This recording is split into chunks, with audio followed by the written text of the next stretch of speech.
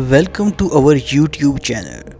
اگر آپ نے ہمارا چینل سبسکرائب نہیں کیا تو جلدی سے سبسکرائب کر لیں۔ تو چلیے شروع کرتے ہیں آج کی ہارر سٹوری۔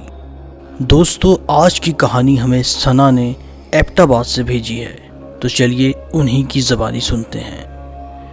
یہ جو واقعہ میں آپ کو سنانے جا رہی ہوں، یہ مجھے میری ایک دوست نے سنایا جو اس کی خالہ کے ساتھ پیش آیا۔ رمضان کا مہینہ تھا، سردی اپنے جوبن پر تھی، تقریباً 1 بجے کا وقت تھا۔ میری خالہ کو کسی انجانی آواز نے جگا دیا۔ وہ جلدی سے اٹھیں اور دروازے سے باہر چلی گئیں۔ انہیں ایک عورت دکھائی دی جو ان سے تھوڑے فاصلے پر تھی۔ اس عورت نے اپنے ہاتھ میں پکڑے ہوئے کھانے کی طرف اشارہ کرتے ہوئے کہا، یہ کھانا میرے بیٹے کو دے دینا۔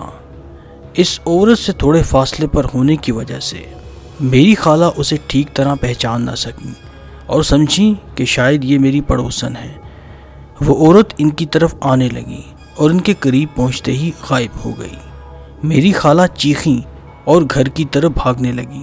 وہ باورچی خانے میں گئیں اور برتن توڑنے لگیں۔ خاندان کے سب مرد جمع ہو گئے۔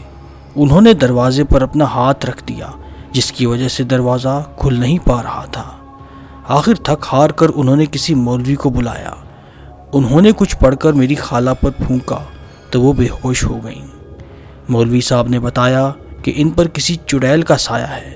مولوی صاحب نے چڑیل سے کہا کہ وہ ان کو اپنے اثر سے آزاد کر دیں، مگر چڑیل نے کہا کہ وہ مرتے دم تک انہیں اپنے چنگل سے آزاد نہیں کرے گی۔